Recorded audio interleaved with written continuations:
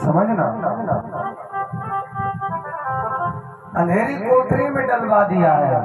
भगवान ने सेना सजाई और सेना सजा करके आज सुरोड़ितपुर पहुंच जाते हैं। सुरोड़ितपुर इधर बाणासुर को कष्ट में देखा तो शिव जी का भक्त है बाणासुर, वरदानी है शिव का। तो भगवान शिव जी आ गए अपनी सेना सजाकर अपने बेटा कार्तिकेय को लेकर के लड़ने के लिए बाणासुर की तरफ से। इधर भगवान श्री कृष्ण अपने नाती का पक्ष लेकर के आए हैं। अब सुखदेव जी कहते हैं परिषद ये युद्ध इतना विशाल हुआ कि इसमें इसे देखने के लिए देवता भी आए। क्यों कि युद्ध ही ऐसा है कि एक दूसरे के इष्ट है, एक दूसरे के सामने आज विरोधी बनकर के आ गए। श्री कृष्ण के इष्ट है शिव जी और शिव जी के इष्ट है श्री कृष्ण, लेकिन आज दोनों एक दूसरे के सामने। तो ये युद्ध बड़ा भयानक हुआ। शंकर जी श्री कृष्ण से भिड़ गए और जो प्रद्युम्न थे भगवान श्री कृष्ण के बेटा वो कार्तिकेय से भिड़ गए, यानी शिव जी के बड़े बेटा से भिड़ गए। और जो बलराम जी थे वो कुंभांड जो मंत्री था बाणासुर का उससे और ऊपकट दो लोगों से अकेले बलराम जी भिड़ गए। और शाम्ब जो थे वो जामवती के बेटा जो सबसे सुंदर थे भगवान के बेटों में शाम्ब, वो बाणासुर के पुत्र से भिड़ गए। और जो सात्विक थे ये बहालीक के पौत्र थे, ये पांडवों के पूर्वज थे। और ये इतनी लंबी उम्र के थे कि अभी तक जीवित रहे बहुत लंबे समय तक। तो ये बहालीक के पौत्र थे सात्विक, और ये सात्विक बाणासुर से भिड़ गए। ब्रह्मा दया सुराधीशा मुनय सिद्ध चारणा गंधर्वा सरसो यच्छ विमाने दृष्टुमागमन। देवता बड़े बड़े विमानों को लेकर के आकाश मार्ग में आ गए ये युद्ध देखने के लिए। ऐसा भयानक युद्ध हुआ परिषद जी। और भगवान शंकर ने ब्रह्मास्त्र छोड़ दिया, तो भगवान श्री कृष्ण ने भी ब्रह्मास्त्र छोड़ दिया। अब भगवान शंकर ने वायव्यास्त्र छोड़ दिया, हवा चलने लगी बड़ी जोर की। तो भगवान श्री कृष्ण ने पर्वतास्त्र छोड़ दिया, जो पर्वत आ गए और पर्वतों ने हवाओं को रोक लिया। इसके बाद में शंकर जी ने आग्नेयास्त्र छोड़ा। आग्नेयास्त्र जो अग्नि बरसने लगी, तो श्री कृष्ण ने पर्जन्यास्त्र छोड़ा, इससे अग्नि शांत हो गई। शंकर जी ने अपना पाशुपत अस्त्र छोड़ा। जैसे भगवान का नारायण अस्त्र है और सुदर्शन अस्त्र है, ऐसे शंकर जी का पाशुपत अस्त्र है। तो शंकर जी ने पाशुपत अस्त्र छोड़ा, तो भगवान श्री कृष्ण ने नारायण अस्त्र का प्रयोग किया। ये बड़ा भयानक अस्त्र है नारायण अस्त्र। ये जब छोड़ा जाता है दुनिया में इसकी बराबरी का कोई अस्त्र नहीं है। इससे बचने का एक ही उपाय है कि विपक्षी की जो सेना है वो अपने मुकुट उतार करके रथ से उतर करके नीचे आ जाए और हाथ जोड़ करके खड़ी हो जाए, तब नारायण अस्त्र शांत होता है। दूसरा दुनिया में इसकी बराबरी का कोई अस्त्र नहीं बना।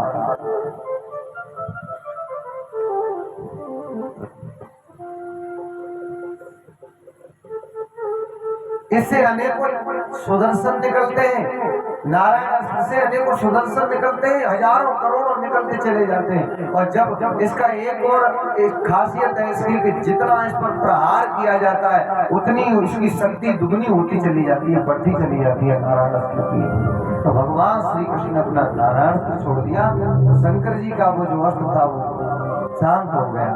इसके बाद में श्री कृष्ण ने जृम्भणास्त्र छोड़ा, जो भगवान शिव जी को जमाई आने लगी, जमाई लेने लगे भगवान शंकर जी। और भगवान शंकर बेहोश हो गए, महादेव को भगवान ने बेहोश कर दिया। और श्री कृष्ण बाणासुर की सेना का संहार करने लग गए। और इधर प्रद्युम्न जी ने कार्तिकेय को हरा दिया। तो भगवान श्री कृष्ण के बेटा हैं, उन्होंने शंकर जी के बेटा को घायल कर दिया और उनके शरीर से रक्त की धारा बहने लगी। तो वो परास्त हो गए और अपने मोर पर सवार होकर के मैदान छोड़ करके भाग गए। देख लीजिए, बड़ी अच्छी बात है। महाभारत की जब कथा सुनाई उसमें भी मैंने बताया कि कर्ण जैसा महावीर लेकिन साथ किसका दिया? अधर्मियों का। इसलिए कर्ण के बराबर कोई नहीं था। युधिष्ठिर, अर्जुन एक भी नहीं, पांचों पांडवों में कोई भी नहीं था, ये सब महावीर। लेकिन अधर्म का पक्ष लेने के कारण कर्ण की हार हुई। और यहाँ शिव जी बाणासुर का पक्ष लेकर के आए, अधर्मी का पक्ष लेकर के आए। बाणासुर का मोह में, क्योंकि मेरा भक्त है, इसलिए शिव जी को नीचा देखना पड़ा। तो कार्तिकेय कितने बड़े योद्धा थे जिन्होंने तारकासुर नाम के राक्षस को मारा, लेकिन वही तारकासुर आज वही कार्तिकेय जी आज प्रथम ने उनको परास्त कर दिया और अपने मोर को लेकर के भाग गए, पीछे लौट गए, मैदान छोड़ गए। और इसके बाद में बलराम जी ने अपने मूसल की चोट से ब्रह्मांड और खूब कर्ण को परास्त कर दिया। जो बाणासुर का मंत्री था उसको, दोनों को। बाणासुर को क्रोध आया और क्रोध करके उसने सात्विक को छोड़ दिया। जो सात्विक के साथ बाणासुर का युद्ध हो रहा था, उसने सात्विक को छोड़ दिया और भगवान श्री कृष्ण पर आक्रमण करने लगा बाणासुर। तो परीक्षित, बाणासुर अपनी 1000 भुजाओं से उसने 500 बाण छोड़े, क्योंकि एक से धनुष पकड़ा जाता है, एक से बाण खींचा जाता है। तो अपनी 1000 भुजाओं से 500 धनुष लेकर के 500 धनुषों पर बाण तान लिए उसने और भगवान श्री कृष्ण पर छोड़े। लेकिन भगवान श्री कृष्ण ने सबको देखते देखते तहस नहस करके रख दिया।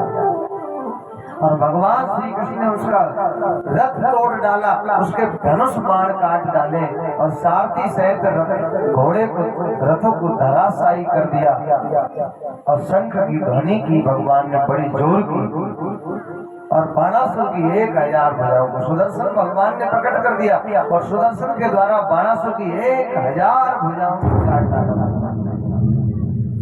अंत में उसकी जो धाय थी कोटरा देवी, तन माता कोटरा नाम नगना मुक्त सुरोरुहा, वो कोटरा नाम की जो उसकी धाय थी, पालने वाली माता, वो नगिन होकर के वस्त्र उतार करके और भगवान श्री कृष्ण के सुदर्शन के सामने आ गई। कोटरा देवी बाणासुर की धाय पालने वाली मैया। तो सुदर्शन रुक गए, शांत हो गए, वहीं ठहर गए। भगवान जैसे ही वो नगिन होके आए तो भगवान ने मुंह फेर लिया और जैसे ही भगवान ने मुंह फेरा तो शक्तिमान जब मुंह फेर लेता है तो शक्ति काम करना बंद हो जाती है। तो वो जो सुदर्शन थे वो वहीं रुक गए। अब हाथ जोड़ करके बाणासुर ने श्री कृष्ण से कहा, प्रभु यदि यही इच्छा है आपकी तो उषा और अनिरुद्ध का विवाह करना दो और क्षमा कर दो मुझे, मेरी 4 भुजाएं रहने दो। अब आपने सारी भुजाएं काट डाली, 4 बची हैं, वैसे छोड़ दो। और 4 ही भुजाएं बाणासुर की रहने दी भगवान ने, लेकिन मारा नहीं। मारा क्यों नहीं परीक्षित जी? तो प्रहलाद ने वरदान लिया था कि मेरे खानदान में आगे किसी को अपने हाथ से मत मारना। तो इसीलिए प्रहलाद के थे विरोचन और विरोचन के थे राजा बलि और राजा बलि के ये बेटा थे बाणासुर। तो बाणासुर को मारा नहीं क्योंकि प्रहलाद का वरदान है, इसलिए प्रहलाद को दिया वचन है। आज ये कथा सुनाई सुखदेव जी ने परीक्षित को। एक दिन की बात है, भगवान श्री कृष्ण के जो राजकुमार हैं, जो बेटा है श्री कृष्ण के, वो भगवान श्री कृष्ण के साथ एक बगीचे में, द्वारका के बाहर एक बगीचे में चले जाते हैं। बच्चों शांत रहना। एक बगीचे में चले जाते हैं और बगीचे में गेंद का खेल खेलने लगते हैं। एक दो पवनम राजन जग्युदु कुमार का।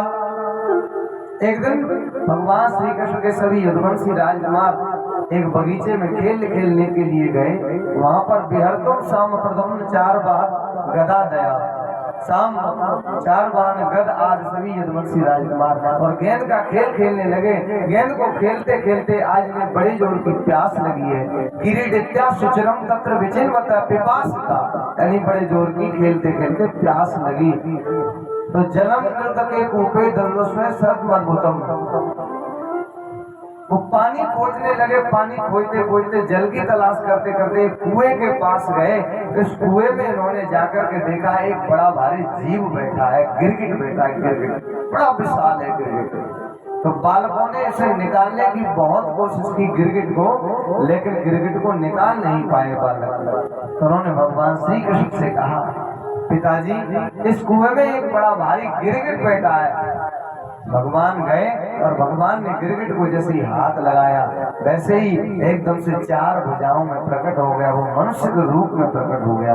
बोलिए द्वारकाधीश भगवान की जय हो। वो 4 भुजी रूप में प्रकट हो गया और भगवान ने उससे पूछा, कस्तम महाभाग वरेंद्र रूपो देवोत्तमं पाम गणयाम नोनो। हे महाभाग, तुम तो बड़े सुंदर हो और तुम्हें ये गिरगिट क्यों बनना पड़ा? तुम्हें ये योनि कैसे प्राप्त हो गई गिरगिट की? तुम तो बड़े अच्छे कोई महापुरुष वीर जानने पड़ते हो। क्या मतलब इसका? कैसी योनि तुम्हें किस प्रकार प्राप्त हुई? तो वो कहता है, अब वो पुरुष,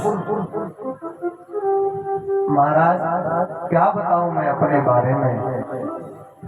नरगो नाम नरेंद्र अहम इक्ष्वाक तनय प्रभु। आपने राजाओं में महाराज इक्ष्वाक का नाम सुना होगा, खूब सुना है। अयोध्या के राजा हुए इक्ष्वाक, और इक्ष्वाक के बेटे, मैं इक्ष्वाक का बेटा हूँ। नरगो नाम नरेंद्रो अहम इक्ष्वाक तनय प्रभु। तनय माने बेटा।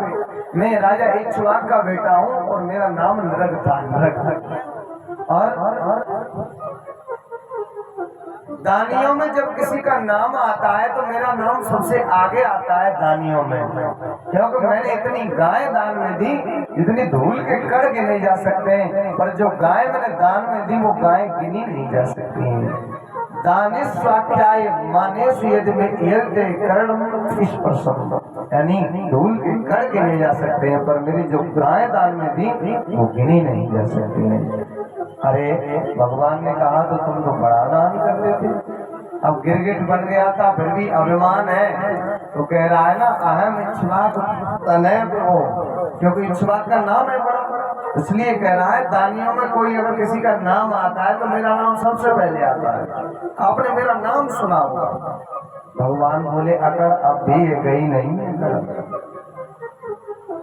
तो भगवान बोले उसकी अकड़ को देखते हुए, तो फिर जब तुम इतने बड़े दानी थे तो फिर तुम गिरगिट क्यों बन गए? तुमने इतना बड़ा दान किया, इतनी गाय दान में की और सब कुछ किया, तो फिर इतनी गाय दान करने के बाद भी तुम गिरगिट बन गए, इसका क्या कारण है? समझ में नहीं आती है। भगवान थोड़ा मजाकिया अंदाज में बोले। तो इसने कहा, प्रभु क्या बताऊं, बड़ी विचित्र घटना घटी थी मेरे साथ में। कौन सी घटना? वो घटना ये घटी थी कि मैं रोज दान करता था गायों का, रोज, और दान चल रहा था, गाय दान में दे रहा था मैं। तो एक गाय एक ब्राह्मण के हाथ से छूट करके भागी चली आई और मेरी गौशाला में आ गई। एक गाय दान जब दे दिया उसके बाद में ब्राह्मण के हाथ से गाय छूट गई, और गाय छूट करके मेरी गौशाला में मिल गई। तो दान तो चल ही रहा था, तो मैंने उन गायों के साथ में उस गाय का भी दान कर दिया, मुझे पहचान नहीं थी। तो जब उस गाय का भी दान कर दिया, अब इधर से जो वही गाय दूसरे ब्राह्मण को मैंने दान की तो वो लेके जा रहा था इधर से, और वो उधर से गाय के पीछे आ रहा था। दोनों की भेंट रास्ते में हो गई। बच्चों ध्यान दो, सावधान, इधर मुंह करके बैठो और बात नहीं करते, अच्छी तरह सुनो, बड़ी अच्छी बात है। क्या कह रहा था मैं?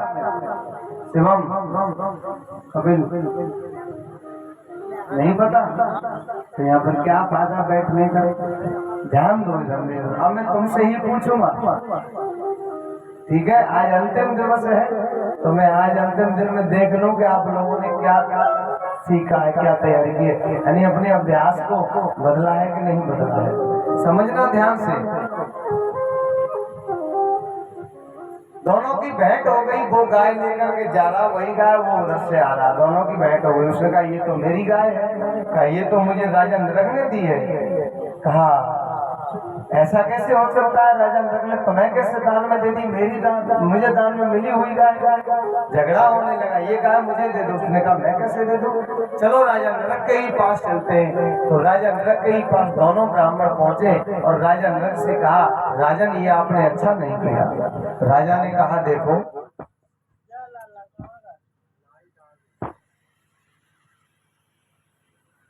ऐसा करो,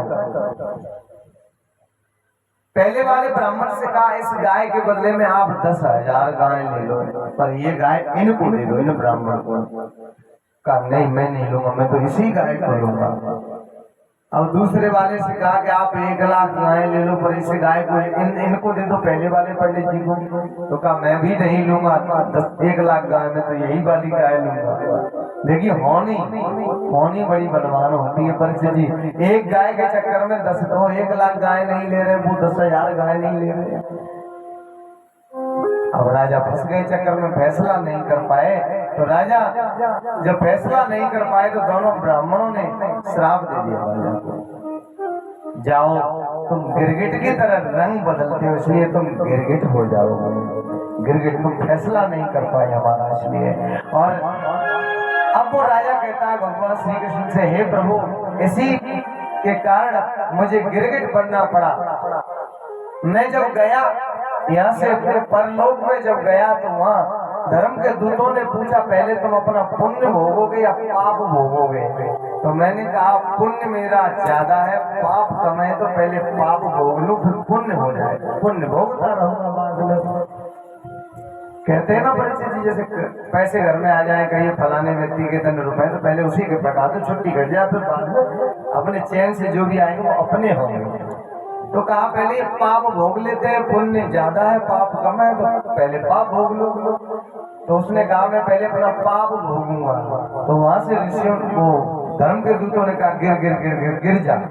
तो वो गिरा में हुआ और यहाँ गिरा गिरगिट बन गया। अब पुण्य भोगने के लिए अगर कहता तो राजा पुण्य करता रहता तो पाप छीड़ हो जाता पुण्य से, लेकिन परिचित जी क्या मांगा? पाप भोगूंगा, तो गिरगिट बना, तो कीड़े मकोड़े खाता रहा, तो पाप और बढ़ता गया। ये गड़बड़ हो गई। उसको पाप पहले नहीं भोगने थे, उसको पुण्य पहले भोगना था। पाप भोगने को कहा तो गिरगिट बना, तो कीड़े मकोड़े खाएगा गिरगिट, तो कीड़े मकोड़े खा करके पाप और बढ़ता चला गया। इसलिए ये उसको बहुत लंबे समय तक गिरगिट बन के रहना पड़ा। आज भगवान की उसने स्तुति की, देव देव जगन्नाथ गोविंद पुरुषोत्तम नारायण ऋषिकेश पुण्य श्लोकाचिता अनुजानी मां कृष्णयान्तं देवगतिं प्रभो यत्र क्वापि सदस्येतो भूयान्मे तत्पदास्पदम्। नमस्ते सर्वभावाय ब्रह्मणे अनंत शक्तये कृष्णाय वासुदेवाय योगानां पतये नमः। भगवान की स्तुति की इसने, प्रभु आप अनंत शक्तिशाली हैं, मैं आपको नमस्कार करता हूँ। आप अखंड कोट ब्रह्मांडों के नायक हैं, मैं आपको नमस्कार करता हूँ। ये भगवान की स्तुति करके और वो राजा जो नरक है वो आज अपने असली रूप को पाकर के भगवान के धाम को चला गया। जब वो राजा नरक चला गया भगवान की परिक्रमा करके, तब सभी यदुवंशी राजकुमारों को भगवान ने इकट्ठा किया। बेटा वृक्ष के नीचे बैठ गए बगीचे में, और सबको इकट्ठा करके भगवान ने अपने यदुवंशी राजकुमारों से कहा, बेटा देख लिया तुमने, राजा नरक का कोई दोष नहीं था। कोई दोष था क्या राजा नरक का? कोई दोष नहीं था, केवल गाय। परीक्षित जी ध्यान दो, राजा नरक का कोई दोष था क्या? कोई दोष नहीं था। क्या गाय छूट के आ गई और वो कोई दोष नहीं था।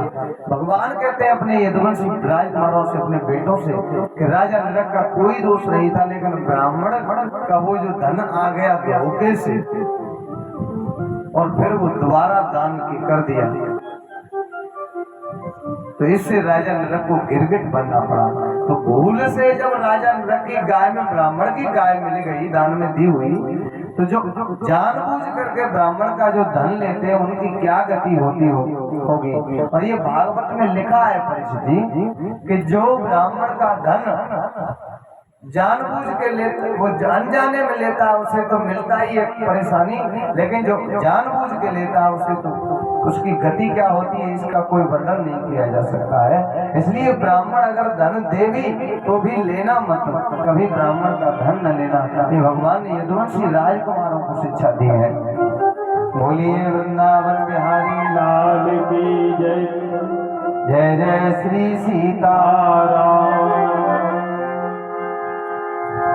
चाहे राम कहो चाहे श्याम,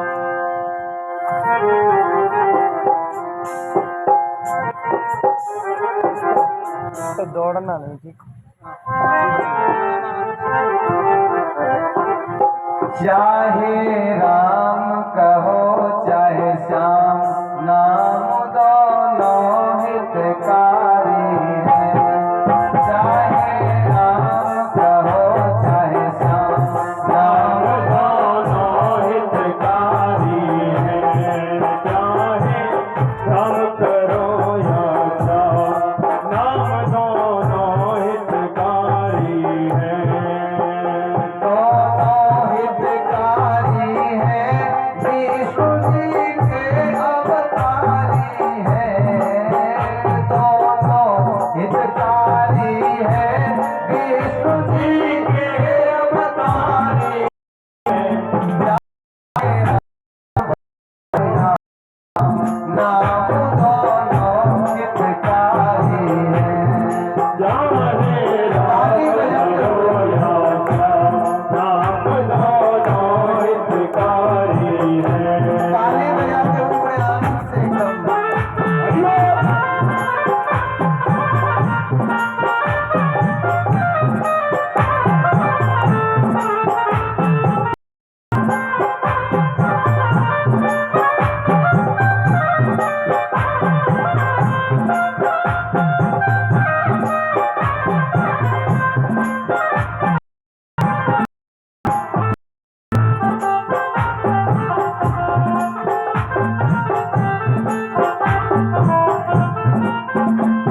राम जी जन जन के आदर्श, राम जी जन जन के आदर्श। गर्व कर जिन पर भारत वर्ष, गर्व कर जिन पर भारत वर्ष।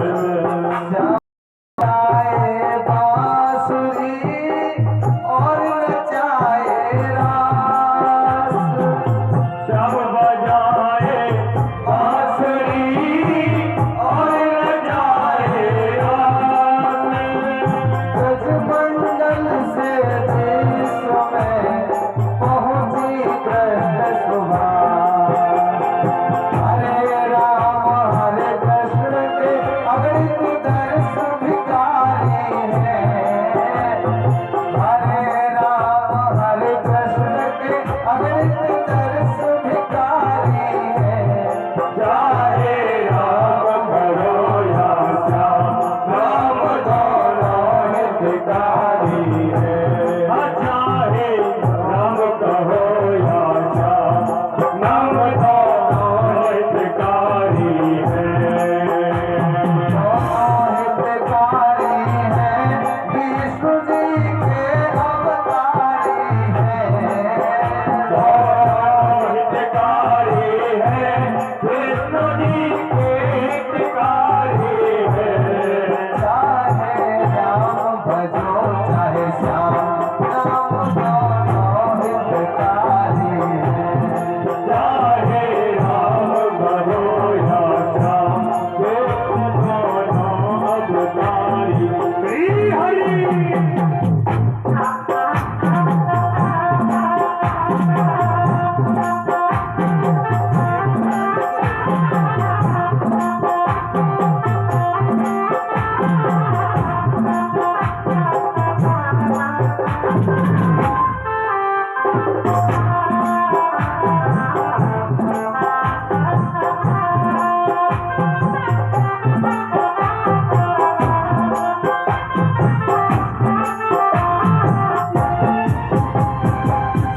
का धनुष तोड़ गठबंधन जोड़ राम जी सिया जी का वरण कर लाए थे।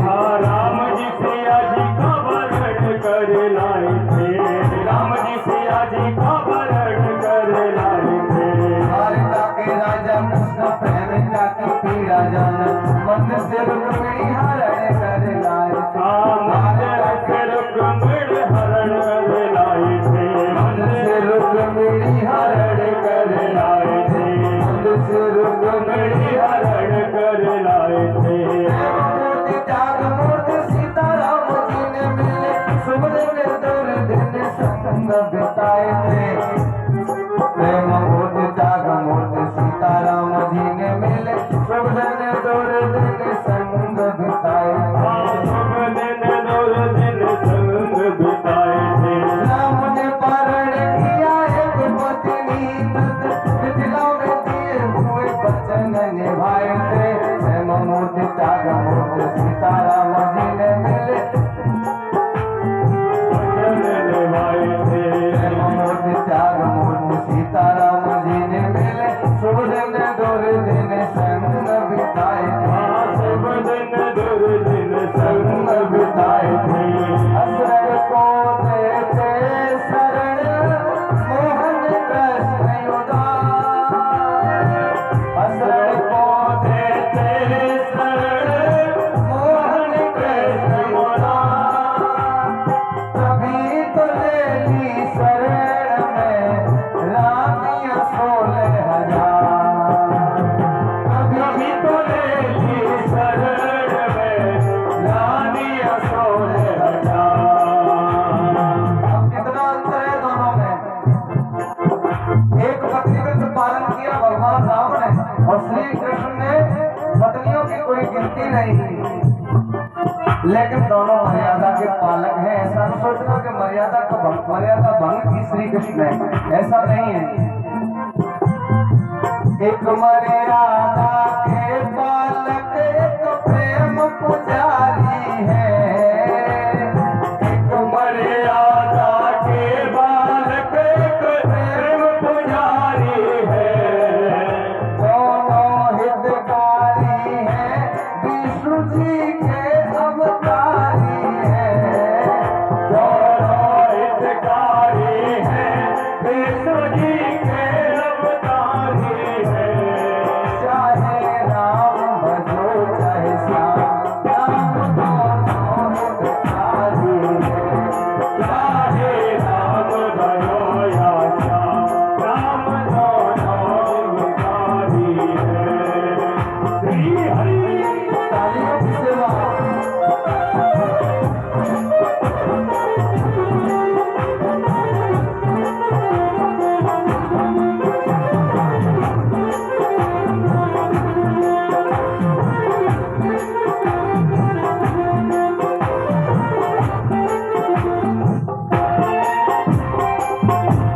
राम राजा है दीन दयाल। राम राजा है दीन दयाल। कृष्ण लाला है परम कृपाल। कृष्ण लाला है परम कृपाल।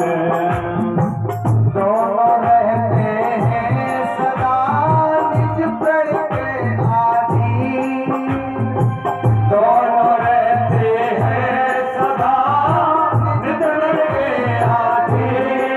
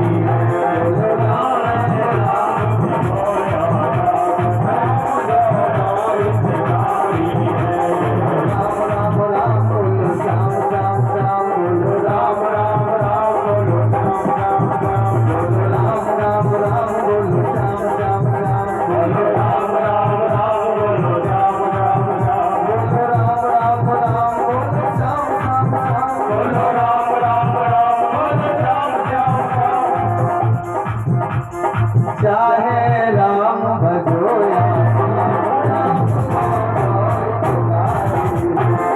चाहे राम भजो या राम, राम हितकारी है, राम दोनों हितकारी है, राम दोनों हितकारी है, राम दोनों हितकारी है, राम दोनों हितकारी है, राम दोनों हितकारी है।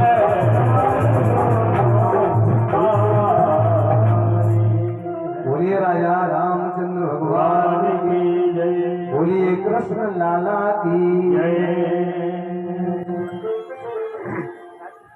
चाहे राम भजो चाहे श्याम, नाम दोनों हितकारी हैं।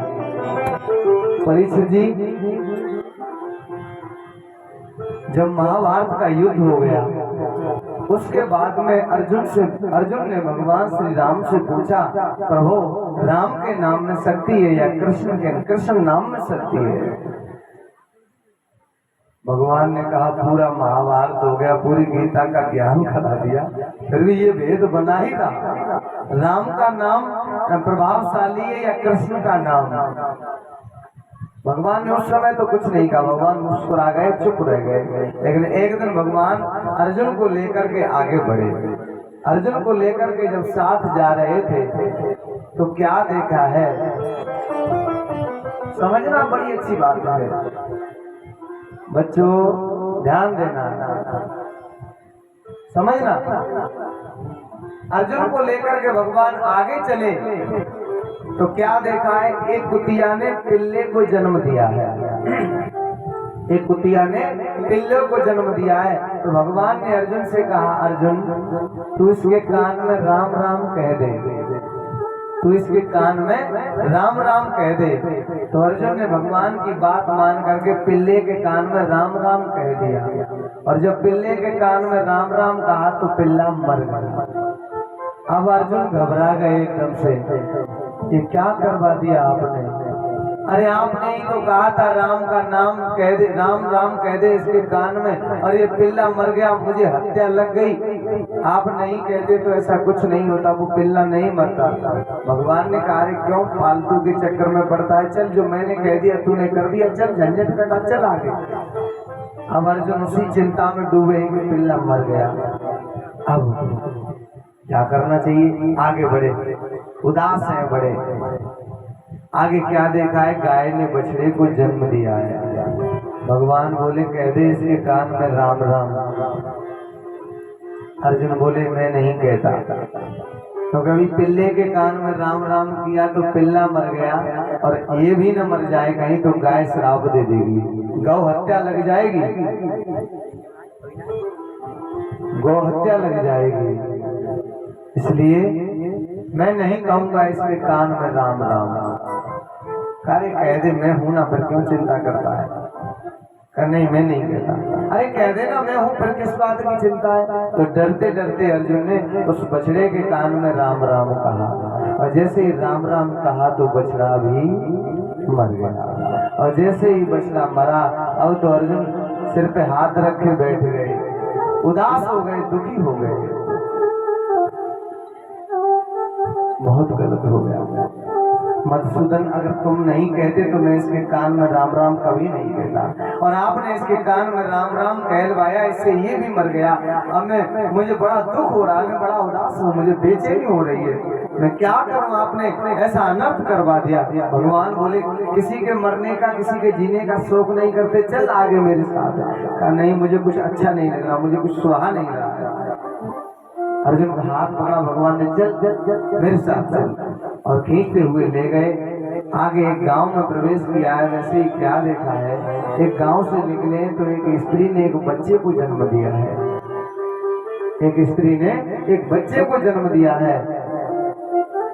भगवान वहां भी पहुंच गए, वेश बदले हुए हैं, वेश कोई पहचान नहीं पा रहा है, वेश बदले हैं दोनों। और भगवान ने अर्जुन से कहा कि अर्जुन इसके भी कान में कह दे राम राम। अर्जुन बोले कान पकड़ता हूँ 1000 बार। पहले खाई सो खाई, अब आगे खाऊं तो राम दुआई। मैं नहीं कहूंगा किसी कीमत पे इसके कान में राम राम। और पिल्ला भी मर गया और बछड़ा भी मर गया, मैं नहीं कहूंगा राम राम। अर्जुन एक बार और कह दे मेरे कहने से। मैं नहीं कहूंगा किसी कीमत पर। अच्छा तुझे मेरा भरोसा नहीं है, मेरी बात का विश्वास नहीं है। अब अर्जुन चक्कर में पड़ गए कि ऐसे कैसे कह दो कि भरोसा नहीं। तो भरोसा तो है पर फिर भी मन नहीं करता। कह रहे जब मैं हूं तो फिर क्या बात है, कह दे कान में। कहा तो ठीक है। अब अर्जुन ने डरते डरते बच्चे के कान में कहा राम राम। और जैसे ही बच्चे के कान में राम राम कहा तो बच्चा बोला अर्जुन मुझे जानता है मैं कौन हूँ? क्या कौन हूँ?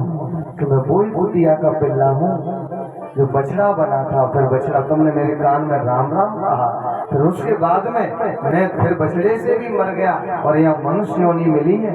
अकेले मेरे राम राम कहने से मेरा मुझे मरना तो था ही, लेकिन मरते समय ये तो प्रभु की लीला थी। जो मरते समय जब मैं कुतिया के जन्म से पैदा, वो गर्भ से पैदा हुआ, तो आपने मेरे कान में राम राम कहा, तो इस नाम से तुरंत ही मुझे बछड़ा यानी गाय की योनि कुछ कुत्ते से ऊपर होती है। मनुष्य के पहले वाली जो जाति है वो गाय है, फिर मनुष्य योनि आती है। सारी योनियों को भोगने के बाद एक जो अंत में योनि जो वो है ये गाय, गाय के बाद मनुष्य जन्म बनता है। तो मैं फिर बछड़ा बना और बछड़े से भी आपने राम राम कहा मेरे कान में, तो मैं बछड़े से भी वो योनि भी छूट गई। आज मैं मनुष्य शरीर में आ गया हूँ और राम नाम की दीक्षा मिल गई है मुझे। तो ये राम नाम बड़ा गुणकारी है। तो ये राम बड़ा, राम का नाम प्रभावशाली है। राम से बड़ा राम का नाम, राम से बड़ा राम का नाम। ये कथा हो तो इसलिए भगवान की जो लीला है, भगवान की जो चर्चा है, उसका गुणगान करते रहो, आनंद लेते रहो। और जो आनंद सच बताना, आप विवाह में शादी में जाते हो, जो अभी इस समय जो एक सुकून है, एक चैन है, वो क्या ऐसा चैन कहीं और जगह मिलता है? जो कथा में आपको मिलता है, वो जो आनंद कहीं दूसरी जगह मिलता है। आप तो हर जगह जाते हो, यहाँ एक जो चैन है, एक जो आनंद है, वो अलग ही होता है। ये भगवान की नाम की महिमा है, इसलिए तो इसके मुकाबले कुछ नहीं। इसलिए ज्यादा से ज्यादा पान करो भगवान की कथा, ज्यादा से ज्यादा उसका श्रवण करो। बोलिए वृंदावन बिहारी लाल की जय।